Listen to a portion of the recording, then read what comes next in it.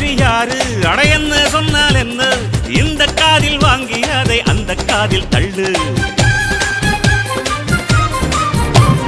மேகம் மீதந்தாலும் காகம் பறந்தாலும் ஆகாயம்தான் அழுக்காக ஆகாதுன்னு சொல்லு. பூ பந்தை யாரும் நீரில் பத்தித்தான் வச்சாலும் வந்து வரும் தண்ணி மேலதான்.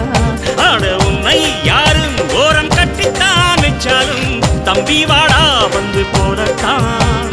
மூணாம் பீரை மெல்ல மெல்ல வெண்ணிலவாய் மின்னுவதை மின்மினிகள் தடுத்திடுமா?